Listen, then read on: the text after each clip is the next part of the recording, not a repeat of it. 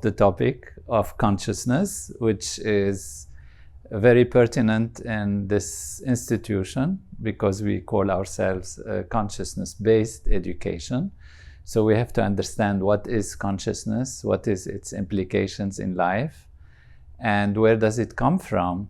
And so these are the topics that are under the general concept or title of the hard problem of consciousness. Because we see matter, we touch it, we feel it, we live in whatever our senses give us as experience, and yet all this experience doesn't exist if there is no consciousness. We know when you sleep, you have no remembrance of whatever is happening. So suppose you're sleeping, deep sleep, and there is an explosion or a meteor that hits planet Earth, and suppose it doesn't shake your bed but does everything else somewhere else, you're not aware of it. It doesn't mean it doesn't exist necessarily, but for you it doesn't exist. It has no meaning, it has no consequences during your sleep. Then you wake up and you're conscious, and when you're conscious you realize, something happened, because you read the news and you get informed and you hear the whole problems that are taking place. Now you call yourself unconscious during that time, but suppose that this meteor actually sent a ripple and your bed has shaken a little bit, you're going to respond. That means even during sleep there is a minimal amount of consciousness that is there. There is consciousness even during sleep. So when you're sleeping and you're not conscious of the specifics like we're conscious on a waking state, our body is still conscious. It's still aware of things. You know, if the weather changes, you might turn in the bed. If there is a noise, it wakes you up. So the body is also conscious. And so the whole story really in understanding consciousness starts by expanding our definition of consciousness. A tendency has been among philosophers and scientists to define consciousness in what we would call an anthropomorphic way. Anthropomorphic means based on how humans look at things. So it's a tendency in us as humans to project our perception of the universe or of reality based on our perception of the reality, which means, if you create entities that are supernatural, you give them your form, your idea of how they should be. Somebody said if the tigers were to create a heavenly life, then their God will be a tiger. If humans are to create a heavenly existence, their God will look like them. That's what we call anthropomorphic, which means we imagine things must be the way we imagine them, which is natural, but it's not necessarily ultimate reality, because in nature, there are different perceptions of reality, even by different people. That's why you have different belief systems, different ideas, different visions of things. And this has created recently an understanding which is called theory of mind, if you have heard of that. And theory of mind means I cannot tell what is on your mind. Nobody can tell what is in anybody's mind, really. I know I am conscious. How sure can I be that you are conscious? You seem to be conscious because you're listening to me, but we can create actually a robot. And today we have this, artificial intelligence. So this guides us to the artificial intelligence.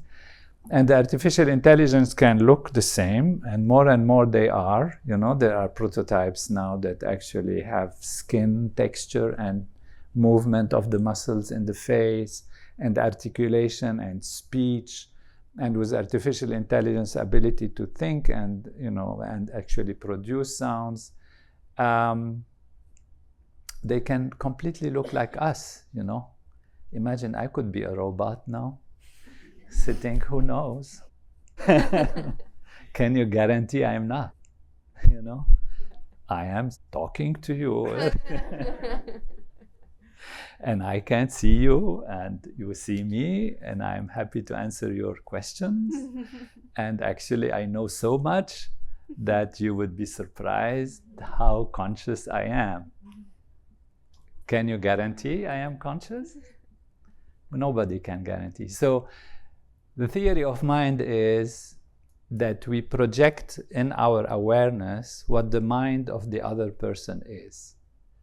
And that allows us to have what we call empathy and like that. So that's a whole story that's happening. But basically what I wanted to highlight is that the definition of consciousness has to be expanded in order to understand the paradigm that we are presenting, which is consciousness is all there is. That ultimately consciousness is the ultimate reality.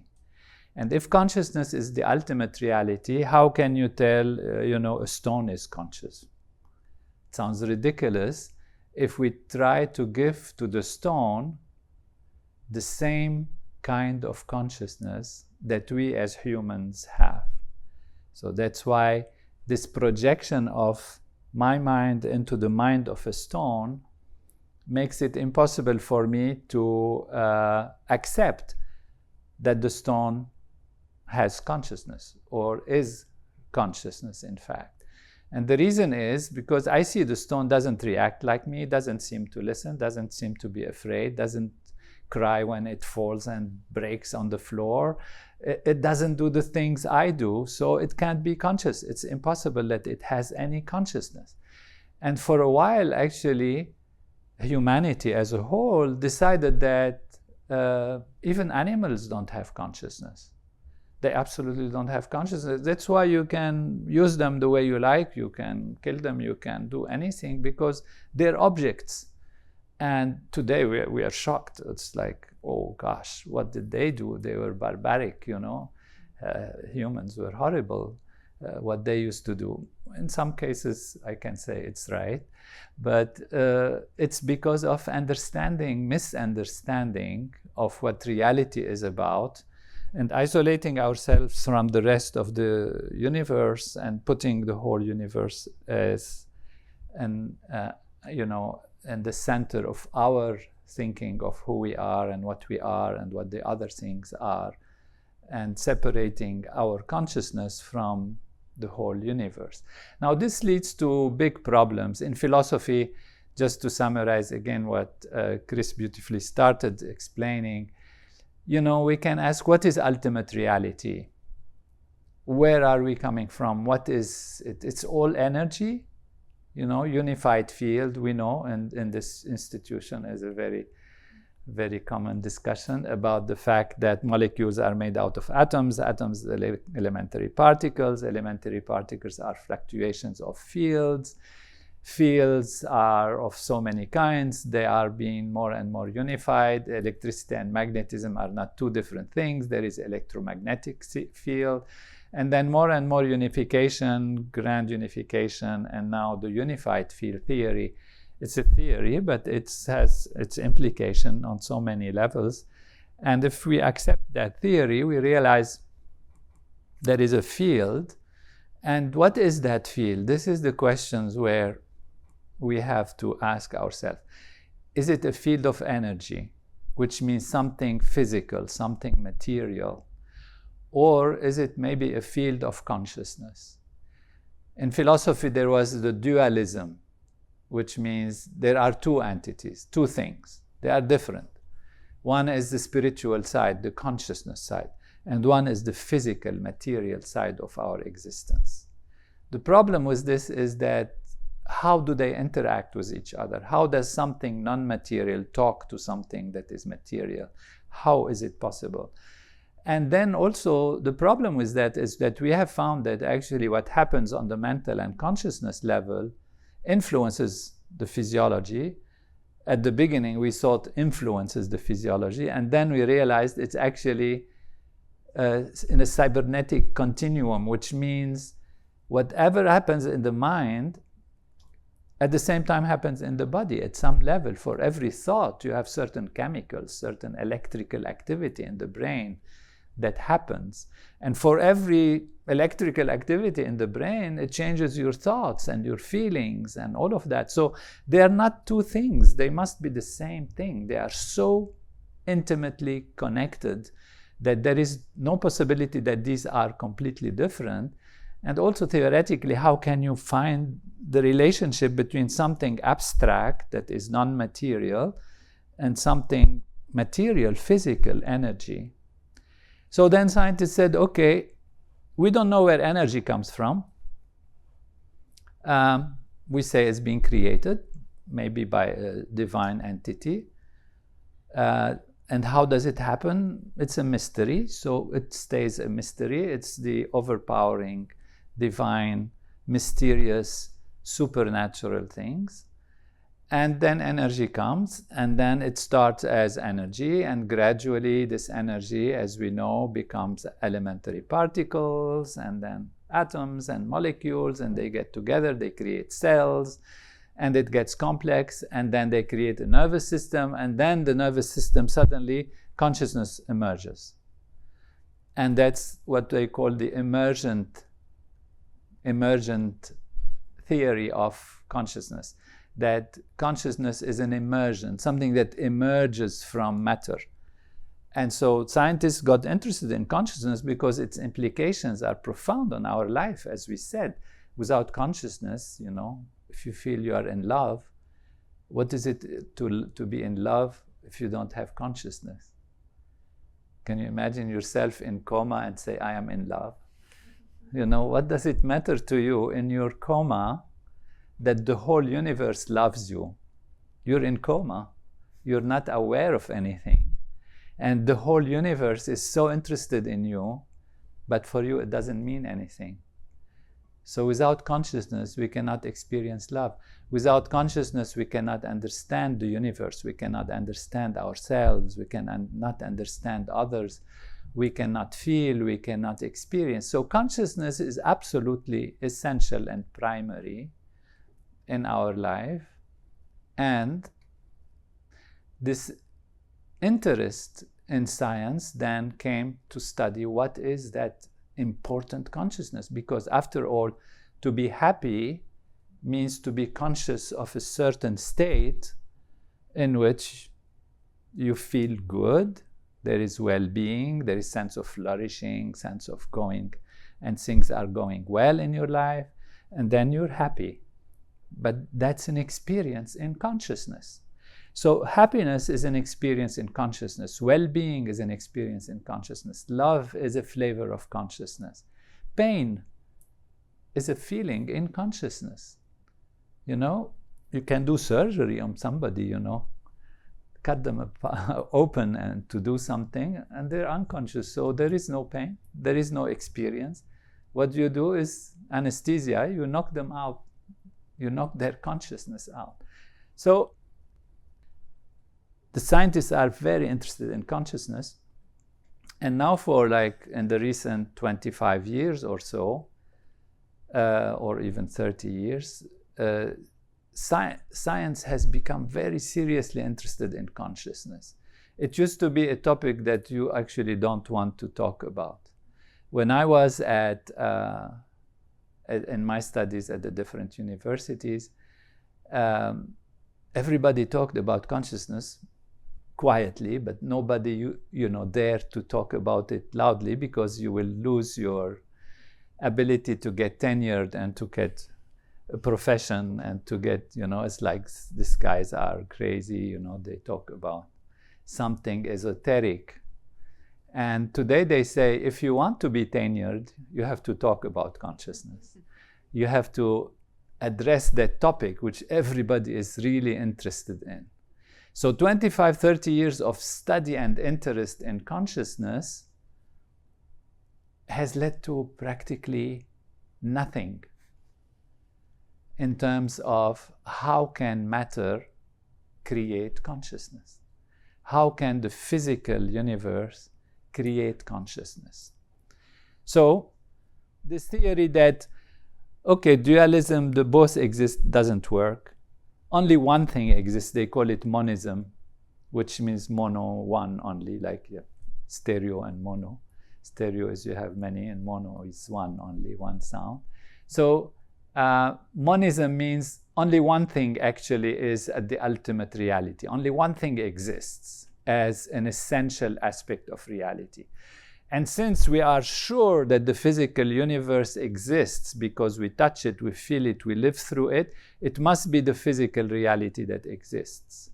That is what we call materialist monism, physicalism. That monist means everything that exists is only one, and it's made out of this energy. We don't know where it comes from. And so this is the trend of today. However, there is another possibility, which is, what about its consciousness that is the primary aspect? That this unified field we're talking about is actually consciousness. It's a field of consciousness. And the hard problem of consciousness, as I define it and talk about it in the podcast, becomes a different problem. It's the problem of physicalism, which means you have exchanged one problem for another. First, we're looking for how can matter create consciousness? It's a hard problem. How can matter create consciousness? It's a hard problem. And as I said, 30 years of very, very profound research and lots of money have not even brought us any close to understanding how matter can create consciousness.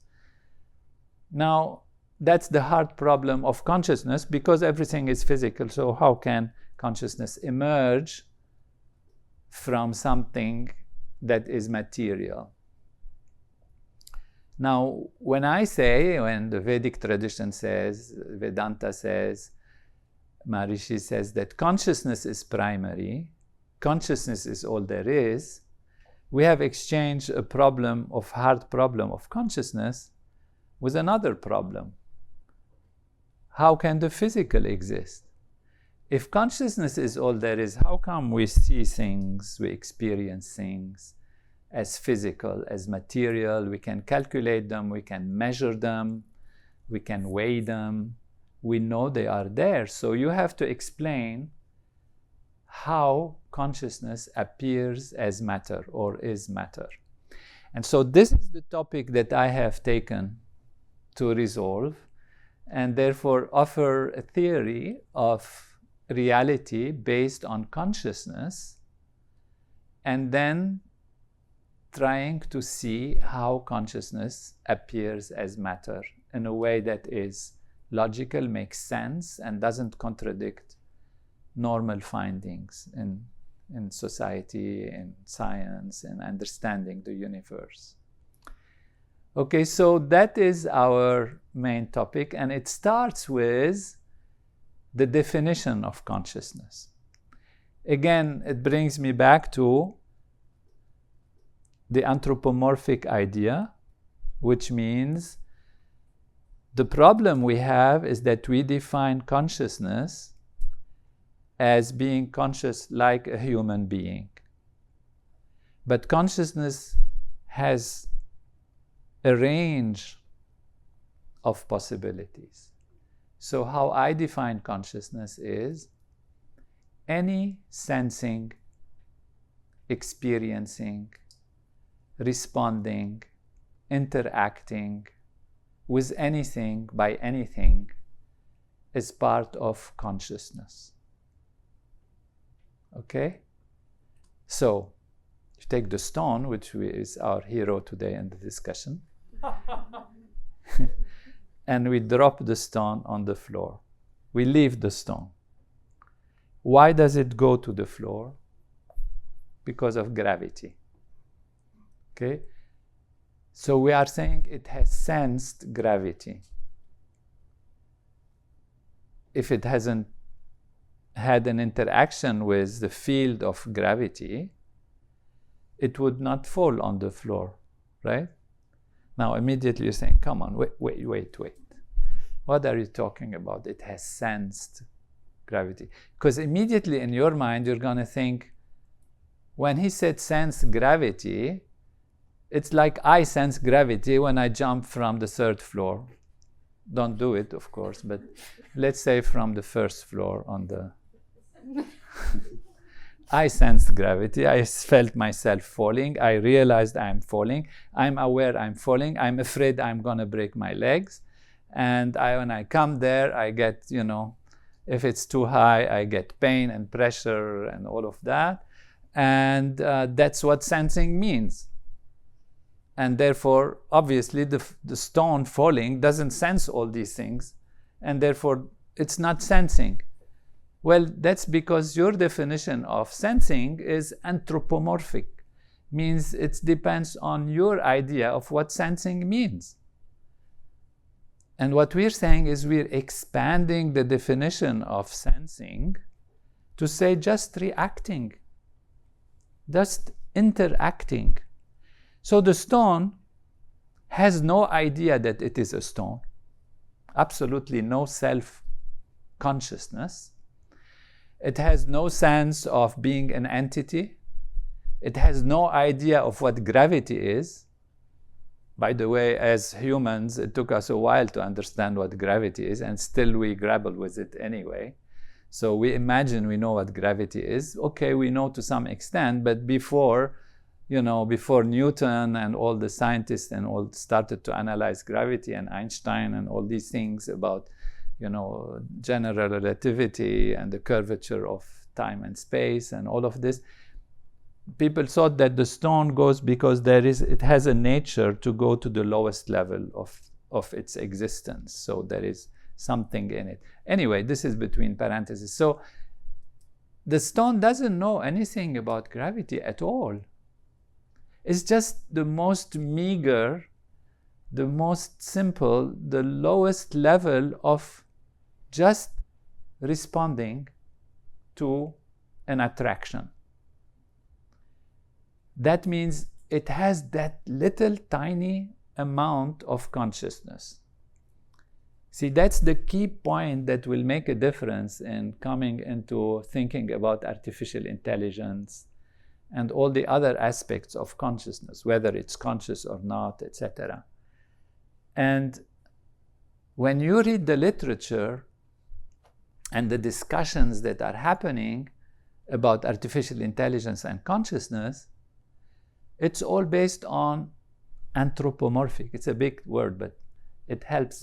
It's based on, is artificial intelligence conscious like us as humans?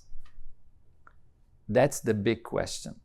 Is artificial intelligence conscious like us as humans? It's a big question and a big problem and a difficult to answer. But is artificial intelligence conscious? Well, depends on your definition of consciousness. If you say that any sensing, any detecting, any interacting is consciousness, then artificial intelligence is interacting with you when you write, can you help me write the essay for the, application to the graduate school? Essay. No, I cannot answer this. You are not allowed to tell you. You have to write your own essay. Because we have told it that, okay, don't help the students. It's cheating. So, okay. Then you say, okay, how many atoms in the universe? And okay, I'll tell you. What are the things, you want to do? Draw me a picture. It's fine. It will tell you. It has answered your question. It has responded to your demand. It has analyzed the data. It has looked into the information that is in the universe, that is known to us in our universe, whatever we know. Of course, we have fed it, but when we are, talking about intelligence and knowledge, we also get information based on what is available. We analyze things based on what we know and what is available before us, and we respond. And so that process is a process of consciousness. It is conscious. It is conscious much more than the stone, but is it as conscious as us human beings? That's a different story. Or maybe it's more conscious than us on certain levels and less conscious than us on other levels. And this is where we can solve the problem. Because otherwise, is it conscious like a human being? Well, it is not a human being. It cannot be conscious like a human being. To be conscious like a human being, you have to be a human being. And not only any human being, every one of us has their own quality of consciousness. So it's the theory of mind. What is your mind? What is my mind? And every one of us is really conscious in a different way, but also in similar ways, because we have the same build-up, the same general kind of structure and anatomy and all of that. So we can assume, I can assume that you're all conscious. I feel comfortable with that. I cannot tell for sure, but how is your consciousness? But I can be sure you are conscious. Of course you are. I can see your faces. I can see, your interest or not, or whatever. If it's boring what I say, or if it's still interested, if you're still with me or not. So I can see your consciousness floating around. And that is a higher consciousness. So this is very important, and I took a long time, maybe almost all the time, but but it's really to lay the ground so that we are on the same level of thinking of what we are talking about. So to summarize, consciousness is on a range from the minute level of an elementary particle interacting with another elementary particles. This is the minimal, tiniest level of consciousness. Don't try to say that that particle has anything to do almost with you as a human being conscious of being here and listening and planning and having hopes and emotions and desires and future and past and regrets and this and that. It has nothing to do. It just responds to each other. One positive charge feels a negative charge. But feels, what does it mean? When I feel, I think about it, it creates emotions in me. Nothing like that. It detects. Okay, detects maybe is a better word. A particle detects another particle and they respond to each other. Now, the question comes here, and I want to solve this quickly, not to elaborate very much. Does it have a choice? Because that comes also there. Well, when a particle that is positively charged is in front of a particle that is negatively charged, it has absolutely no choice. So there is no sense of decision-making even there. That's why the consciousness is very tiny. It's just detecting, and that's it. And now when the particles come together and they create an atom, well, the atom has much more degrees of interaction. The molecule is more complex and can go this way and that way. Does it have a choice to do what it does? No, it doesn't. It's not free. It's following the laws of nature very strictly, but it so seems that there is a sense of uncertainty on different possibilities that can be there. This uncertainty can sound like freedom, but it's not really a choice freedom. It's chaos. So there is a minimal chaos, if you like, on that level. Chaos maybe is a big word. Let's leave it behind. But there is different opportunities, different things, and why something happens and not the other is a different story. But there are uncertainties on things. So when I say it has no choice, it doesn't have a conscious choice, but there is uncertainty of possibilities. Now, as you grow in consciousness, you become a cell, and the cell has, can go this way, that way, attracted by two different molecules. There is a possibility this way, a possibility that way. It's also mechanistic, but as you grow in consciousness, the options of action increase because you see more possibilities. And when you see more possibilities, you have greater what we call degrees of freedom. So freedom grows with consciousness. I just want to leave you with this. And I encourage you to read the book, One Unbounded Ocean of Consciousness, but it's not available right now. We are reprinting it and reformulating it. That's my book that discusses all these points that I am raising with you right now. And it goes into great detail of the logics and why not, and what does it mean to my life and to my freedom, to my decision making, to my future, to the meaning of life, why I am here, what does it matter, and to do what, and what is the essence of morality and ethical behavior and all of that, which are big questions in philosophy and science that actually have no real strong answers, even though they have been debated for thousands of years. And we hope that this paradigm of consciousness will bring closure and fulfillment in terms of the ability to see things from the broadest possible perspective. So basically, that's the short introduction. It's a joke. I meant to apologize for taking all the time. But in any case, I am kind of assuming that you are going to be asking questions that have relevance to what I just said.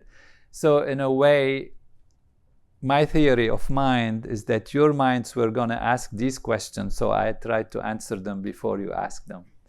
And now the floor is yours.